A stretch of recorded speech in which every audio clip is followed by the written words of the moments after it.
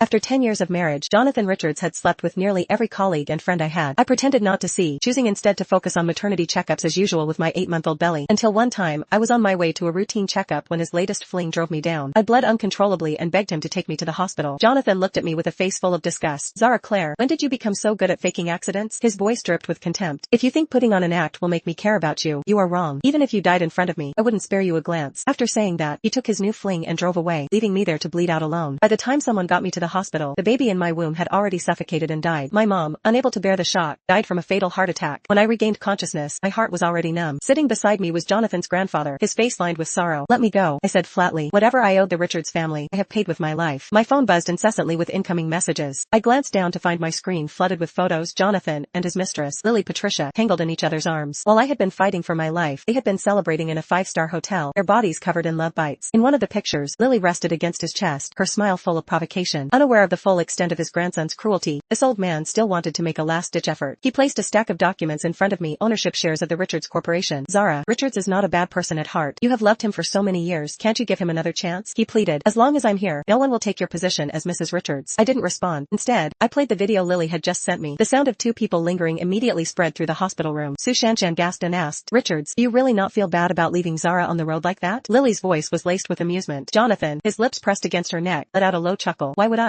You are the only one I love. Even if she gave birth to my child, she'd never compare to you. The crude betrayal made the old man's face turn ghostly pale. His body trembled, veins bulging in rage. After a long, heavy sigh, he finally relented. The Richards family has wronged you, he said. I will handle the divorce. In 7 days, you will be free. His voice softened as he continued. As for your mom and child's burial arrangements, a nurse walked in, cradling a small, lifeless bundle. Even fate seemed unwilling to let me continue suffering in this marriage. My baby had never even taken a breath. I turned my head away, struggling to steady my breath. Bury the child with the Richards family. My mom's ashes. I will take them with me. The old man nodded painfully. I was wrong to keep you tied to this family. Go find a life beyond all this. You deserve a wider world. Saying that, he hunched over and left with the already dead child in his arms. The moment the door shut, the tears I had been holding back finally fell. Years of bitterness and regret came crashing down at once. My marriage to Jonathan had been arranged by his grandfather. He needed someone to keep his unruly grandson in check. I needed someone to pay for my mom's medical expenses. It had been a fair trade. I quit my job and married him. Over time, I learned about the tragic childhood he rarely spoke of, how he lost his parents at an early age, how he woke up in the middle of the night crying out for mom in his midnight dreams. In those moments, our two broken souls seemed to resonate with one another. I want to heal his heart. I want to start a happy family with him. So, I dedicated myself to being the perfect wife. I trained tirelessly in the kitchen, hoping to recreate the taste of his mother's cooking, the only warmth he had ever known. I traveled from place to place, trying to recreate the little wooden cabin from his childhood memories. I even learned every bed trick to satisfy his needs, hoping it would make him stay. I thought we would have a happy future together, but on our wedding anniversary, he proudly walked into a hotel with my best friend in a dignified manner. Like a madwoman, I ran after him, demanding an explanation. He scoffed and threw the contract between his grandfather and me in my face. Zara, what do you think you are? Just because I entertained you for a few days, you think you are actually Mrs. Richards? You are nothing but a dog my grandfather bought. What right do you have to question me about my affair? If you dare to upset me, I will stop paying for your mom's treatment right this second. I felt like I'd been struck by lightning. I couldn't say a single word. From then on, Jonathan became even more reckless. When he was done playing with internet celebrities, he moved on to my friends. He kept testing my limits, again and again. On one side, my mom needed medical treatment. On the other, my marriage was rotten to the core. I almost collapsed. The two forces pulled me in opposite directions, tearing me apart. One day, lost in thought, I slipped and fell down the stairs. That was when I found out I was pregnant. His grandfather pleaded with me, almost desperate. Zara, please keep the child. Maybe this could save your marriage. If, after the baby is born, Richard still doesn't change, I promise I won't force you to stay. With too many emotions weighing on my heart, I agreed. I tried. I really did. I hadn't thought about trying so hard for so long. But in the end, I lost everything. My mom, my baby, my marriage, my love. I wiped away my tears and gazed out of the window at the gray sky. Maybe the only relief was that both Jonathan and I were finally free. While I was lost in thought, my phone rang. It was him. Zara, did you go crying to Grandpa again? You ruined my night with Lily. I'm warning you, if you pull something like this again, I will cut off your credit card. In the past, I would have begged, apologized, and done everything to get back into his good graces. But now, I just said with an indifferent face, do whatever you want. He was caught off guard by my indifference. But soon, he sneered. I heard you gave birth. Having a child really gives you confidence, huh? But don't forget, I'm the son of the Richards family. As long as you are still part of this family, I can make your life hell. I closed my eyes. I had seen what he was capable of. The first time I caught him in bed with another woman, I naively went to his grandfather for justice. But all I got in return was his twisted revenge. He used my mom against me, forcing me to kneel on the freezing balcony, slapping myself over and over. That night, I listened to him and his lover making love, their voices echoing through the house, while I shivered until I passed out. By the time morning came, my face was swollen, my body frostbitten, and I was sent to the hospital. That was the night the last of my love for him died in the snow. After that, no matter how cruel he was, I pretended not to see. I endured every humiliation and every insult that Richards did. I forced myself to stay in the role of Mrs. Richards. But now, my mom was gone. My child, too. This marriage, already a corpse, needed to be buried once and for all. I hung up the phone without another word. Then I stood up and contacted my friend at the funeral home to make an appointment for the cremation. When I returned to the hospital room, I saw Jonathan standing in the doorway. He wrinkled his eyebrows as he looked at me, then sneered. Why don't you continue acting and pretending to be pitiful anymore? He crossed his arms and scanned me with an icy gaze. Running around so soon after giving birth? Looks like you are in great health. I suppose you won't need any time to rest and recover. He stepped closer, his voice dripping with malice. I have decided to bring Lily to live in the villa. She is young, delicate, and doesn't know how to do housework. Go ahead and process your discharge papers. You can come home and be our maid. As he leaned in, his lips curled into a cruel smile. Your pain expression is the best stimulant for me in bed. He stared at me dead on, expecting to see my pained and saddened look, but I didn't. I met his gaze with an expression as blank as an empty canvas, drained of any emotion. His amusement faded when he realized there was nothing left for him to destroy. Irritated, he turned to a nearby nurse. Where is the baby? Boy or girl? Bring it to me. The nurse hesitated, her face pale with anxiety. I helplessly said, Grandpa carried away the baby. Jonathan looked like he wanted to say more, but his phone rang. The moment he picked up, his face twisted with fury. Without warning, he slapped me across the face. Zara, what did you do to Lily? If anything happens to her, I swear you will regret it. Already weak from childbirth, I stumbled back, crashing into the hospital bed's railing. The nurse rushed forward, steadying me. Mr. Richards, your wife just gave birth. If you keep this up, you will kill her. But Jonathan didn't care. He acted as if he hadn't heard. With concern for Lily, and without sparing me another glance, he stormed out of the room, his mind solely on her. The nurse looked at me with a heartbroken face. My pale face, however, didn't have any extra expression. My face was pale, my heart empty, as if all the love and hatred had been consumed in 10 years of suffering. After the checkup, the doctors instructed me to rest. It was then that I finally realized the reason why Jonathan had lost his temper. The baby had died and his grandfather was so grief-stricken, retaliated by using his influence to blacklist Lily from the entire industry. Desperate, she mistakenly thought that I was retaliating. She had run to Jonathan, crying and exaggerating the situation, and added more fuel to the fire to complain to him. That was why he had struck me. But it didn't end there. As a gift to Lily, Jonathan revoked my shares in the Richards Corporation and transferred them to her. To further appease her, he even photographed 20 stars in the sky and titled them with Lily Patricia's name. During an interview, Lily flaunted her new diamond ring, smiling sweetly. I don't consider myself a mistress. If a woman can't keep her husband's heart, she has no one to blame but herself. She ran a finger over her ring, her voice dripping with mockery. Besides, the current Mrs. Richards married for money. But me? I only love Richards with all my heart. The internet erupted into chaos. Her fans showered her with praise, while others condemned her shamelessness. Some even tagged my account, flooding me with insults, demanding I step aside for her. I stared at my phone, but instead of anger, I felt irony. After so many years, Jonathan's tricks for coaxing girls haven't changed at all. Thinking back then, Jonathan had done the same thing for me. After learning that I had grown up poor and never celebrated a single birthday, he showered me with 20 gifts on my 20th. From a golden locket for my first year to a villa for my 20th. He said he wanted to compensate me for the suffering I had endured in the past 20 years. I still remember that day. He took my hand under the starry sky. Zara, I lost my parents when I was young, but from now on, I will treat your mother as my own. I will start the happiest family with you. I melted in the depth of his eyes. Naively, I thought that I had finally found someone to share a lifetime with. But then, love had an expiration date, and once the novelty wore off, he had simply moved on to someone else. One night, during one of our so-called dates, he left me stranded on a mountain just so he could deliver flowers to his new mistress. That night, I walked for miles down the rugged trails alone. My feet were torn and bleeding and my calves were left with lifelong scars that would be hard to erase, a permanent reminder of the price I paid for loving him. Looking back, I should have known then. A selfish and sentimental man like him would never settle for just one woman. Our marriage contract had always been nothing more than his excuse to justify his infidelity. With that thought in mind, I left a comment under Lily's latest video. Zara Clare, I wish you 100 years of happiness and an early birth. Not long after the message was sent, the video was deleted. Shortly after, my phone rang. It was Jonathan. I ignored it. Then, with the same cold indifference he had always shown me, I blocked his number. I suddenly remembered today was the day of my mom's cremation. I explained the situation to the hospital and signed my discharge papers ahead of schedule. The doctor was clearly uneasy about my condition and took the initiative to accompany me there. When the staff handed me my mom's urn, I did not collapse into tears as I had expected. Instead, I felt something deep inside me finally snap, the last shackle binding me to this wretched life. I took a deep breath and whispered a quiet goodbye to the doctor before heading back to the Richards family home to pack my things. As soon as I stepped into the living room, I saw two people. Jonathan and Lily were sprawled on the sofa together. At the sight of me, Lily hastily pulled up the zipper of her dress, but no amount of covering up could hide the red marks on her skin, evidence of their heated passion. I felt nothing, no anger, no heartbreak. I simply turned away and walked to the bedroom as if I didn't see anything, as if they were nothing more than ghosts in the room. By the time I finished packing, Lily was gone. Jonathan was left sitting there, drinking alone. As I stepped out with my suitcase, he finally looked up. The dim lighting cast shadows across his face, making it impossible to read his expression. Zara, where were you today? He asked. None of your business. I was unwilling to say more, but Jonathan suddenly dropped his wine glass. He walked to me in large strides. Don't act so pure and untouchable, he sneered, storming toward me. Do you think I don't know? You were out whoring around, weren't you? I stiffened. What the hell are you talking about? Zara, are you so pressed for loneliness? You think that I have been neglecting you, so you ran into someone else's arms. Is that it? His voice was low, menacing. Fine. For your loneliness, I will fulfill you. Saying that, Jonathan roughly ripped off my clothes and pulled my hand towards the bed. Panic surged through me. Struggling violently, I said, Jonathan, are you insane? I just gave birth. But he wasn't listening. Like a wild animal, he bit down on my shoulder, his breath hot and ragged against my skin. Rage and disgust flooded through me. With all the strength I had left, I shoved him away and slapped him across the face. The room went still for a fraction of a second. Then, his eyes darkened. The enraged Jonathan also rushed not to show weakness, and without hesitation, he grabbed the glass bottle from the table and hurled it at me. Bang! Pain exploded across my forehead as warm blood trickled down my face. Jonathan froze for a split second and subconsciously came over to assist me. Why don't you know how to dodge? He muttered under his breath. I stumbled back a few steps, trying to find my footing, trying to form words, but my body gave out first. The world blurred, then faded into black. I don't know how long it took, but the sound of Jonathan and Grandpa's arguing woke me up. Opening my eyes, I found myself in a hospital bed once more. Seeing me awake, Jonathan seemed relieved. He looked at his grandpa with a face full of unhappiness. This is the wife you chose for me? She can't even sit through her confinement period properly before running off to a date. The old man trembled with rage. A date? Do you even know what Zara went for yesterday? I cut in before he could continue. Grandpa. I cut off Grandpa before he could say another word. It's all in the past. He understood what I meant and didn't say anything more, though his expression was full of disappointment as he looked at Jonathan. Jonathan, however, remained indifferent. He shrugged. She is awake now, so there's nothing left for me to do here. Lily is still waiting for me. I'm leaving. Grandpa's cane swung down hard. You bastard. I don't care where you go today, but tomorrow, you and Zara must come to the old mansion. Before the words were finished, Jonathan's figure had already disappeared in the doorway. Grandpa let out a heavy sigh. His back became more and more hunched. He handed me a divorce agreement that was already signed. Zara, failing to raise him properly is my fault, he said, his voice laced with regret. But that child is also your own flesh and blood. I hope you can send him off properly. I looked at the old man with his full head of white hair and couldn't bring myself to refuse in the end. The next morning, dressed in black, I arrived at the Richards family's old mansion. This child was one I had risked my life to bring into the world. It's a pity that I didn't even have time to hold him for a while, and then I was already separated forever. I wiped away the tear slipping down my cheek. Perhaps this was for the best. If I had something to hold on to, it would make leaving all the more difficult. I had tried my all best in this marriage. Leaving now, I felt only exhaustion, no regrets. Even as my child was laid to the ground, Jonathan never showed up. Instead, I saw his name trending online, photos of him and Lily trying on wedding attire. Moments later, a smug message arrived from Lily herself. Lily Patricia, so what if you had his child? In the end, Jonathan Richards still chose me. Lily Patricia. Oh, and by the way, did you think that Richards was the one taking care of you while you were unconscious? Not at all. He was with me the whole time. In fact, we were in the next hospital bed next to yours, trying out some new positions. The video she sent painted a stark contrast of my deathly pale face against her rosy, satisfied glow. I didn't respond. Instead, I quietly forwarded all the messages and videos to Grandpa. Then, I took off my wedding ring and, holding my mother's ashes, whispered, Mom, let's go home. Night had fallen by the time Jonathan returned to the Richards family's old mansion with a body full of alcohol. The moment he pushed open the door, he was met with a room full of funeral wreaths. He jolted in shock. Who died? Could it be Zara's mom? His face went pale as panic set in. Why didn't anyone tell me sooner? Where's Zara? She must be heartbroken. I should go to her. Jonathan's grandpa had finally had enough. He flung the divorce agreement at Jonathan's face. Zara already left, taking her mother's ashes with her. Today is your son's 7th day memorial.